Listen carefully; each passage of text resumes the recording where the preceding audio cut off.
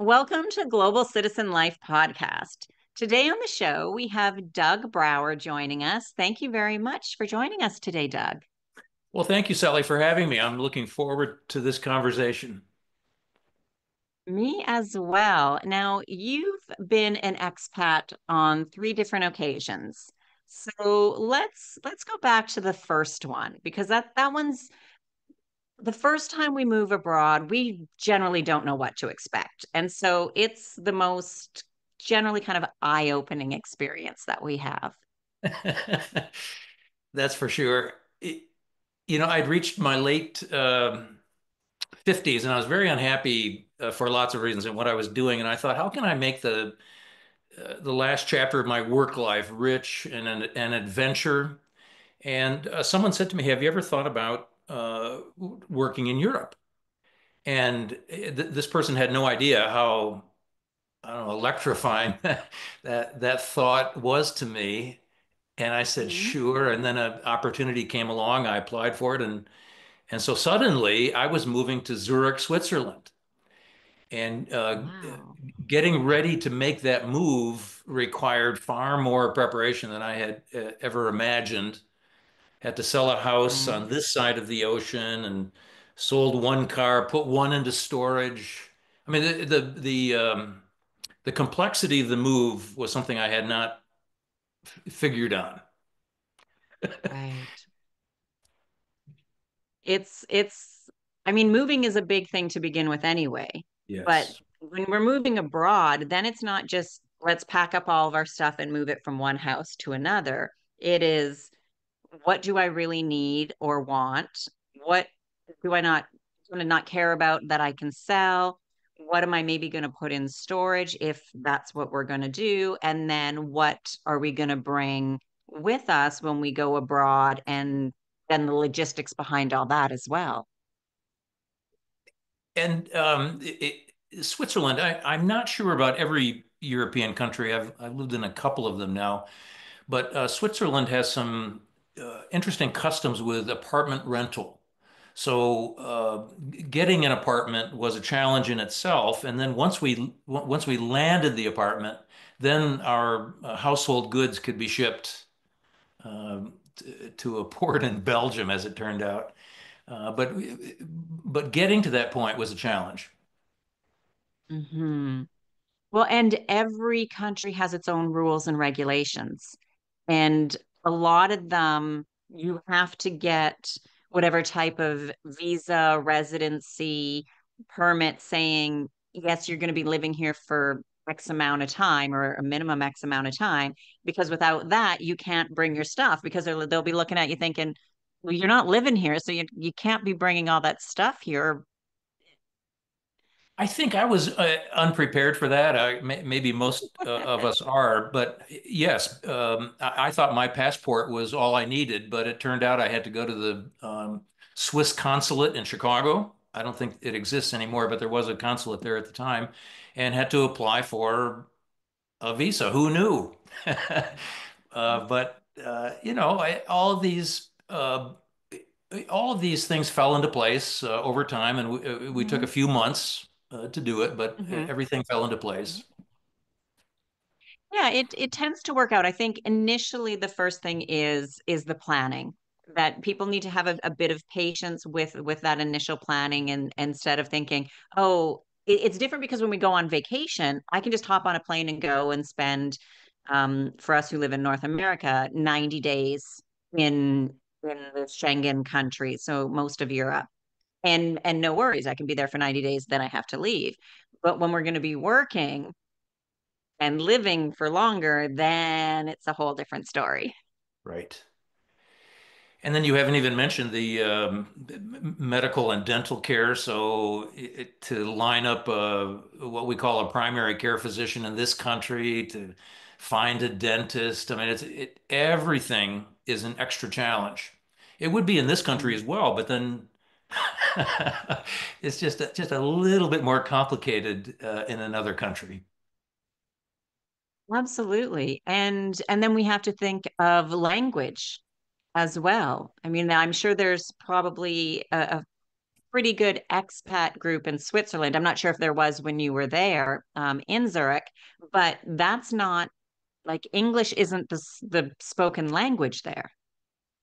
And So for so my government things work, are, excuse mhm, me, it's okay. if, for my work permit, I was required to learn the language, and Switzerland has four official languages. And since we were living in a German-speaking part of the country, I had to learn German, or at least attain a pretty high level of proficiency. Except, and here's the challenging part, most people prefer not to speak standard German. They speak Swiss German. And I mean, Ah, they will speak standard German, but they prefer not to. hmm, So the people I was learning standard German from were other expats. We would meet for lunch, and then hmm, we would have the agreement that we would speak only German to each other during the lunch hour. And I think I mean, that's what I credit most of my German speaking ability to, those informal gatherings with expats. right. Well, I mean, it's practice is paramount. I mean, we have to, you can't learn a language without practicing and having it in that environment when with other expats, because they also understand. They understand what you're going through. They understand the stresses, the challenges with learning the other language. And it becomes, I think, a little bit more of a comfortable environment than when you're at a school and it's very structured, which has benefits to it, but then sometimes for me, it's a little bit more uncomfortable. You know, if I had learned German as a well, toddler, somewhere before 10 years old, I could sound like a native speaker. But starting as I did in my late 50s, believe it or not, there is no way I'm ever going to sound like a native speaker. There were a number of teenagers who were part of my work, and teenagers will typically tell you straight what they're thinking. Hmm. So one of them said to me one time, he said, "Please don't speak German. It hurts our ears. Please, please speak English." Oh, And I was trying so hard to, demonstrate oh, my German knowledge. hmm.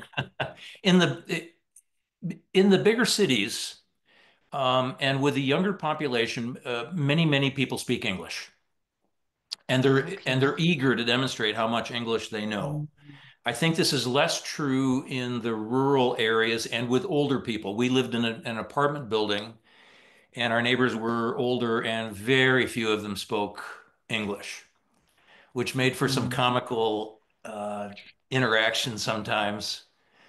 But I bet. typically the younger people learn English at an early age, and they have to because the academic world is, at least in the West, is oriented toward English, and the business world is. Hmm. Internationally, the business world is oriented to English, so Yeah.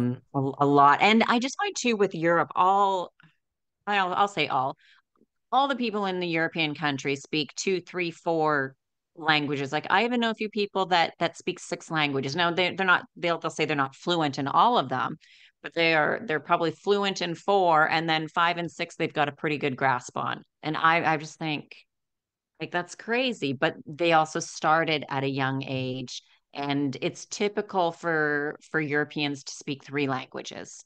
I think Yeah. that's Mind to Americans, that's mind blowing. And then, so I would apologize. So I'm so sorry. I can't. They were speaking a handful of languages, and I would say I'm sorry. But the response was typically, "Well, you don't need to." And I think that's true. I mean, there is no requirement for Americans to learn anything other than English, but it's also it's not a very hospitable way to approach a stranger, just to assume that they're going to Mhm. speak in your language. Especially when you're in their country. Exactly. Exactly.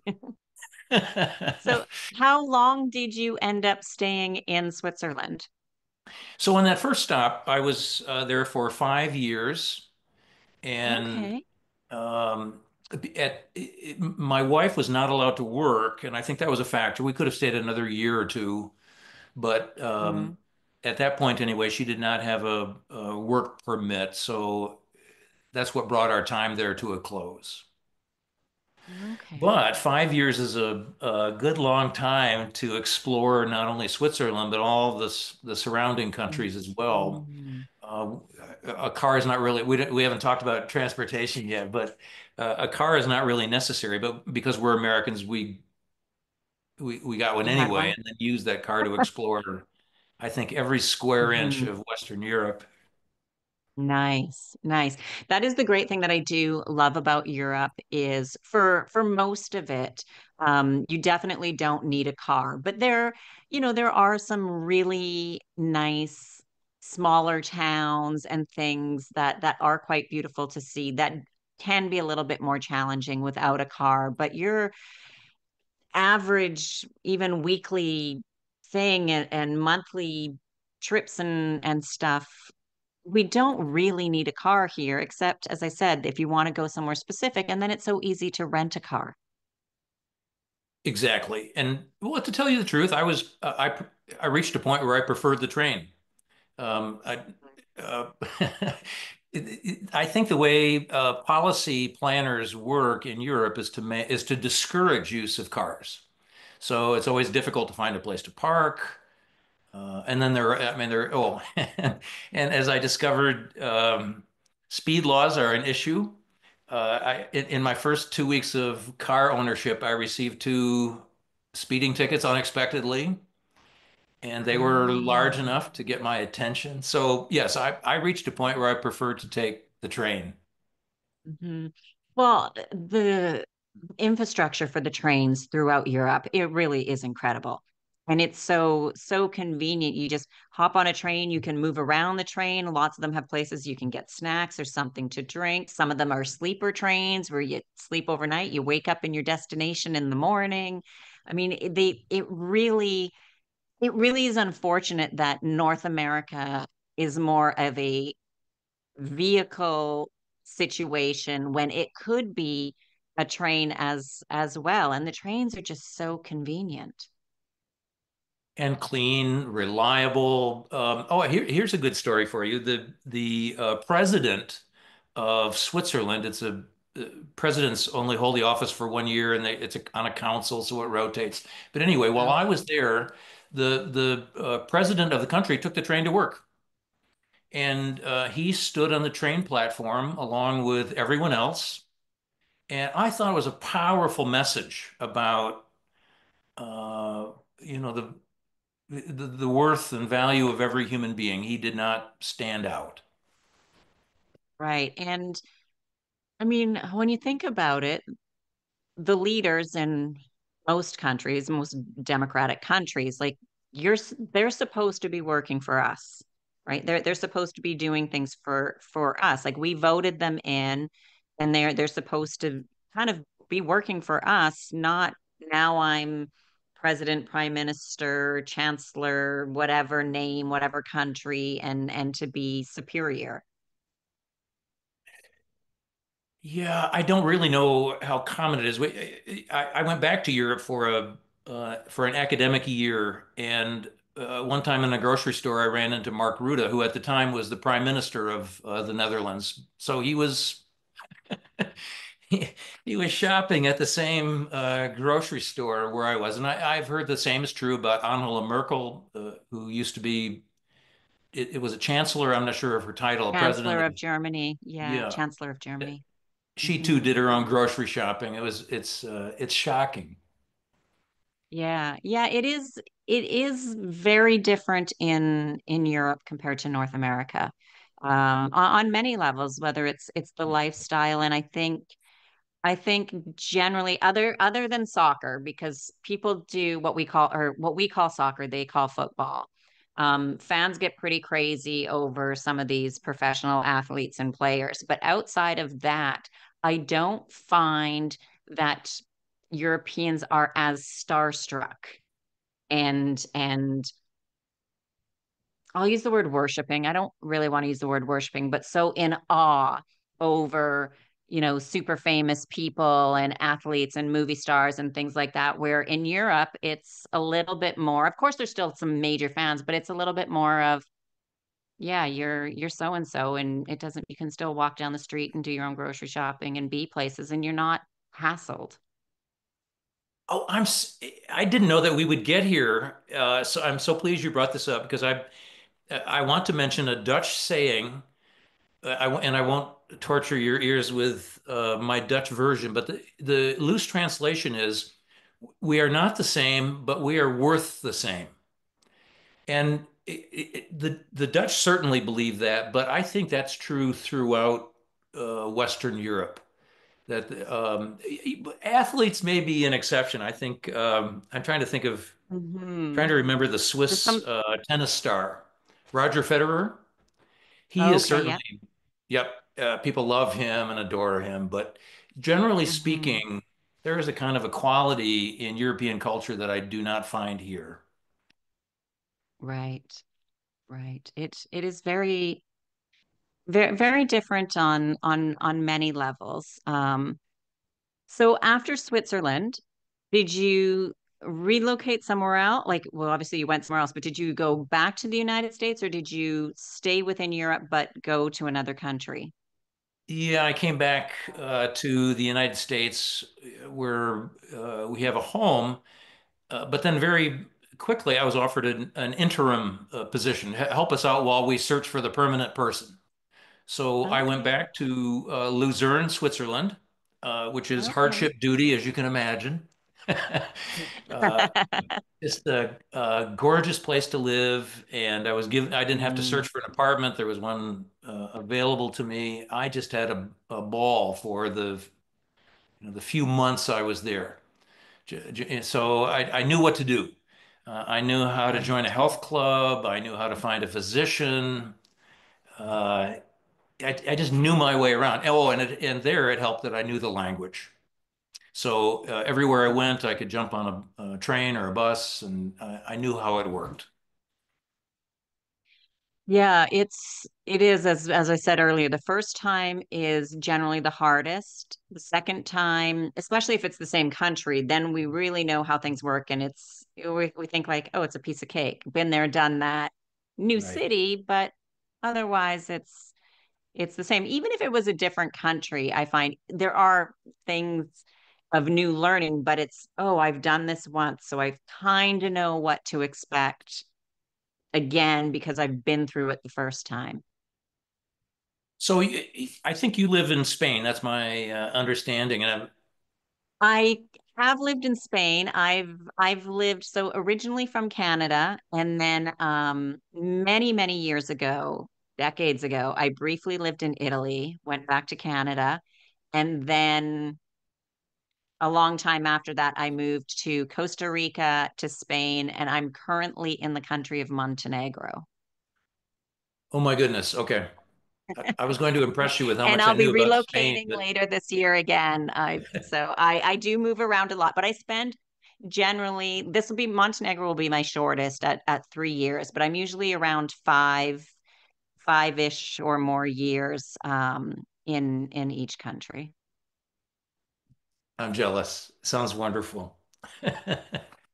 Pros and cons to everything. I always say to people, there's benefits and challenges to everything. So, Yeah, and language has to be part of that. It's impossible to move around and learn the each language that hmm. you've had to listen to. Yeah, especially Montenegro. I've even met some local people that have said, don't even bother trying to learn Montenegrin. It's hard, it's difficult, and a lot of people, other than just government things, a lot of people speak English. Even all the menus in the restaurants are in Montenegrin, Russian, and English. Yeah. Yep, yep. So I've lucked out there that I haven't had to really learn much to get by. And my experience is that people in grocery stores and pharmacies and so on size you up pretty quickly as an English speaker. So Yeah. I would be approached by a person in a pharmacy, and the question would come in English. So From the way I dress, the way I carry myself, whatever it is, people knew exactly who I was. Mhm.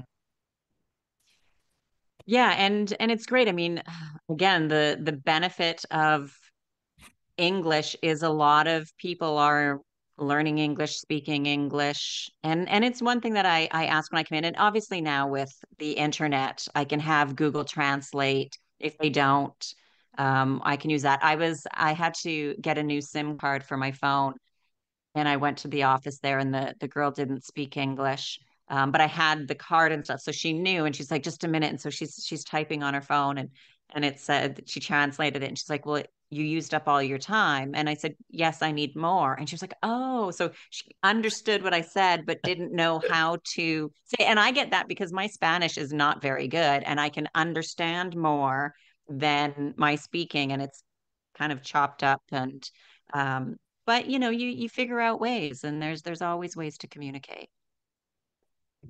It's part of the adventure. I I have to tell you this story. I went to visit somebody one time at a I don't know rehab facility, and I went to the front desk, the reception desk, as I ordinarily would to ask for directions. How do I get to see this person? And I had practiced the name in Dutch before doing this. I was living in The Hague at the time. And so I said the name, and she said, the person at the desk said, I don't think we have a person. She responded in English, of course. I don't think we have a person with that name. And then she said, oh, but we do have. And she said the exact same name that I had given her. And I said, that's what I said. And she said, no, you didn't. And in any case, I did get to visit the person I had gone to visit. But as much as I had practiced to say the name Mhm. correctly, and I am Dutch by background, and even at that, I was unable to communicate as I wanted to. Right. Yeah. Well, I mean, there's been times too when I've been learning and I'm going over a word and somebody says it and I say it, they're like, no, it's not right. And they say it again and I say it. And I swear, I'm like, and I get frustrated. I'm like, I'm saying exactly what you're saying. Yes, Like, yes, but no. what am I saying wrong? Because to me, it's sounding exactly the same. And I don't know. And I I, guess but here, I mean, here's a principle that I would draw from that. I think the humility that comes with not knowing, but wanting to know, wanting to understand, I think that's important for Americans to remember. Americans often come with a kind of an arrogant attitude. Sorry. And it doesn't hurt for Americans to learn that humility in those situations. We don't know everything. Our pronunciations are not always correct. Our way of doing things is not always the best way. It's one way, not always the best. right. Right. And I've really learned that with all my travels and moving abroad, that I now say all the time to people and to myself, it's like my thoughts and beliefs, just as your thoughts and beliefs, they are not right, they are not wrong, they just are, and they are because of how you were raised, what you experienced, where you grew up and that's the same with mine. I think things because of what my mom, my grandma, my teachers, my friends, what we did and how I lived. And so if I would have been moved to as a 3, 4, 5 year old and grew up in Morocco or China or um, some other country, my thoughts beliefs and values would be different because of my surroundings. And I think when people realize that the way we do things and what we think are not right, but they're not wrong, they just are because of our surroundings, we can Right. look at other cultures and people and things and just be a little bit more open and hopefully and it's what I like to do is have conversations as to why do you think that? Why do you believe that? And just to have conversation to understand. I've had conversations where somebody told me, well, this happened, and this. And I was like, wow, like if I experienced that, I absolutely would believe exactly as you do. But since my experience was completely opposite, and this, and this, I have this belief and thought, and I'm going to keep mine because that was my experience, but I understand yours because if that was my experience, I would think the same thing. I would like to think that I went to Europe with all of those qualities, but the truth is, I had to learn some of that. I had to learn to be quiet and to listen carefully and to understand the different cultures that I was encountering. Yeah, yeah. As you know, when I came back from my most recent sojourn in Europe, I reflected a lot on my travels and what I've done. And I came across a quote by Mark Twain about how travel is fatal to prejudice and bigotry and so on. I forget the whole quote, but it's beautiful. And I Mm. want it to be true. But then if you read, the quote is found in Innocents Abroad, the account of his own travel to Europe and the Middle East. If you read the Mm. book, you find out, it travel did not change Mark Twain. He still looked down on other cultures, and I mean, nearly every page is cringeworthy. That it really is unfortunate. I mean, that's his own choice too. I think our thoughts and our beliefs are also a choice, and how we act is also a choice. If I'm mean to people, that's my choice. I don't need to be mean. Like everybody, we could always be at least polite. We cannot like somebody. I've been in at parties and things where I see somebody that I don't get along with and I don't like, but I can always walk up and say, "Hi, how are you? Nice to see you." Very general chit chat, move on to the next person. And nobody knows that there was a dislike that had occurred between us because just because we don't like somebody doesn't mean we should be disrespectful. Every human being deserves respect. Now, I know that somebody's going to be thinking of extreme situations, and of course, there's going to be extreme that I would just not be around certain people who've done certain bad things, of course, but in reasonable context of life. You- Do you know what I think is a cure for that superior attitude that, I mean, sometimes Americans inevitably bring? Like a cure is to find yourself in crisis. Mm, It could be medical, could be a car accident. I'm not sure what, but to suddenly find yourself in need of another's help. mm. And I have found that that sudden change of authority was a very helpful time for me to learn about the other culture. It was then that I was listening. Right. Well, because when we're in situations and all of a sudden we don't have any power, right? Like especially health related situations. Like we Yes. think and all of us do to a certain degree. I'm healthy, I'm doing great, or maybe we know that we're not so healthy, but we're still doing good. But when that health crisis hits us, and it's it's in a to a certain degree, it's beyond our control. Then we realize in a situation like that, like we're not almighty, powerful, whatever, or there could be when it's a family member. I remember, I can't remember which movie star it was that I was watching an interview with him and he was like, there was some question about money, and he's like, money doesn't matter. And they're like, yeah, easy for you to say because you have so much. And he's like, you know what? My grandpa is dying, and it doesn't matter how much money I have. I can't pay to fix him. I can't buy him another day. I can't do anything. So you think money is the most important? It's not. And you need to change your thinking. So it's like, and he's like, yeah, I have fame. I have money. I have access to all this stuff, but I cannot buy my grandfather another day. Wow.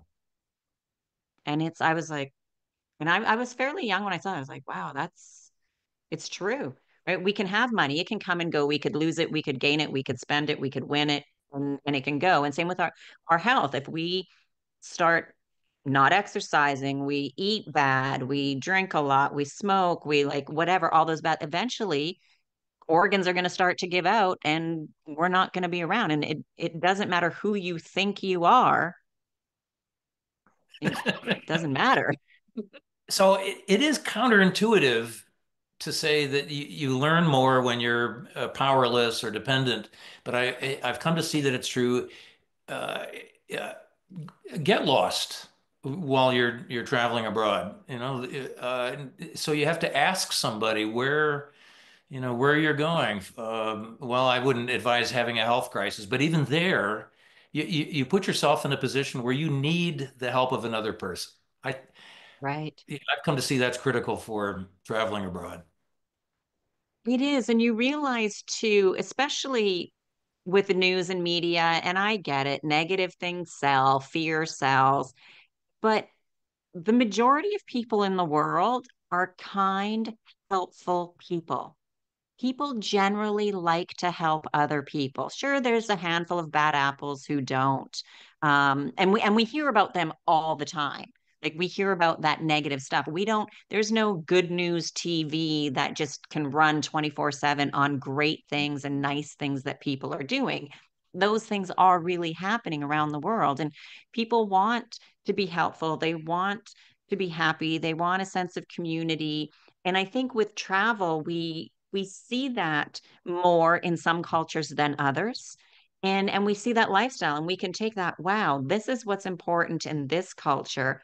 I like that. I should pull that into my life. And I'm used to this culture or I see that culture and I don't like those things. So I want to take those things out of my life and not have that around me, those types of people, those actions, that energy, and pull from the good because every country, and I've been to like 50 countries. Every country has great things that we can pull from and we can implement and do. And every country's got things that just don't make sense. And we could Hmm. just let it go. This conversation reminds me of my parents, and I'll explain why. I received the gift of curiosity from them. I mean, it's just so clear to me. Every summer, we'd load up the car and take off on a road trip. My dad was very, very curious. Okay, what I didn't realize until adulthood was that they never left the North American continent in this with the same attitude. They were always on a bus. They always had a printed itinerary. They had a tour guide. Uh, they never put themselves in the same position that we did as a family, just driving all over North America. And I don't know what to make of that at this age. Although as I said, I continue to be grateful for the wonderful gift of curiosity that they gave me. But it stopped at a certain point, right? Right. Well, I mean, we have to think though, too, time and especially with international travel now, it's so much easier now than it was Oh my goodness. with our parents' age and stuff. So you could get on a bus and go places. You could drive and to be within North America. Um, I mean, I don't know how popular or safe Mexico was back then. Its history's been kind of up and down. But to go all the way to Europe, like most times, so my dad came from the Netherlands, so we have that connection. He was born there and moved to Canada when he was 5. But back then, they knew when they left that at that point in time, they were leaving thinking and knowing like we're probably never going to see our family again. So it wasn't, and I mean, it was a big family. There was 9 of them. So, you know, get flights and for 9 people, like that type of travel internationally was not as popular, not as feasible. Um, and now with all these flights and things that we have, so things would have been very different. People didn't get to see the world like we have the opportunity to now. And see what other places are doing and all the amazing food and culture and buildings and nature and everything.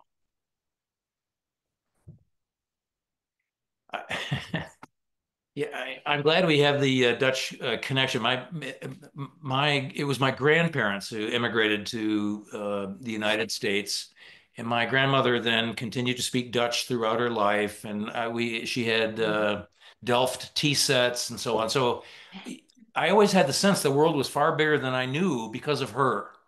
And I think she was the one who Right. said it. There's more. She never had to say it, but because of her, I knew there was more, far more out there. Anyway, Mhm. oh, I was going to say special foods too. Like different cultures eat in different ways. Hmm. Definitely what they eat, how they eat, and even just the taste of food. And I've had conversations with people like, how come, this whatever it is tastes better in this country? And even my daughter one time when we were in Costa Rica, I'd always make this dish. It was very simple. It was tomato, cucumber, feta cheese, reduced balsamic vinegar from Italy. Because when I was on Italy, I bought it and brought it back with me. And we both loved it. And so one time we were up in Canada and I brought the balsamic vinegar with me because I wasn't leaving that behind. So that vinegar traveled some places. But I made the same thing. Again, cucumber, tomato, feta, the balsamic vinegar, and a few spices, like an Italian mixed spice or something. And my daughter tried it and she looks at me, she's like, "What did you do wrong?" I said, what do you mean? She's like, "What did you do wrong? It doesn't taste the same." And I said, "Oh, honey, tomato in Costa Rica does not taste the same as a tomato in Canada. A cucumber in Costa Rica does not taste the same as cucumber in Canada." And she's like, "Why?"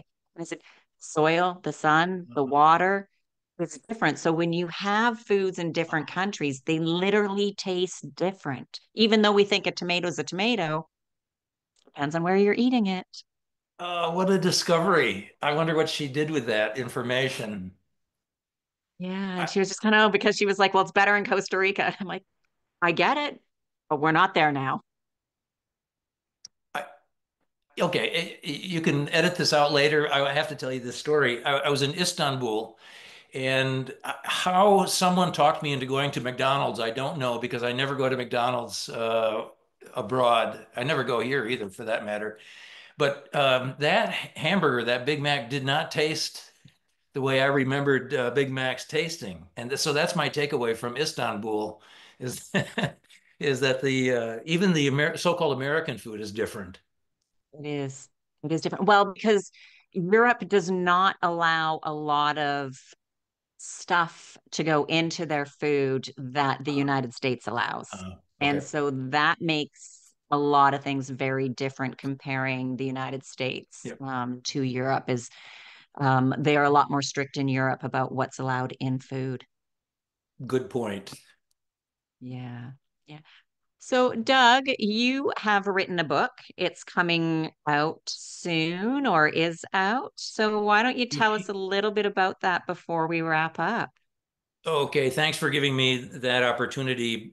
You can't even pre-order it, so my conversation with you is not even about the book so much, but the title of the book is The Traveler's Path, and it Hmm. includes lots of reflection on my experiences, both growing up and over the years leading mission trips and study tours and so on, pilgrimages, and then finally this experience, which you certainly have, of living abroad and actually, so that, because it's far different to live somewhere as opposed to living out of a suitcase. So anyway, the title of the book is The Traveler's Path, and it just asks hard questions. Why do we do this? What is it about human nature that wants to set out and see things and explore? And I have some It's a ideas very good about that. question. It's a great question. I'm going to assume that the answer is a little there's probably some core things, but the answer is going to be a little bit different for everyone. But I'm glad we're adventurers because that's how we've discovered the whole world and beyond, planets and things like that.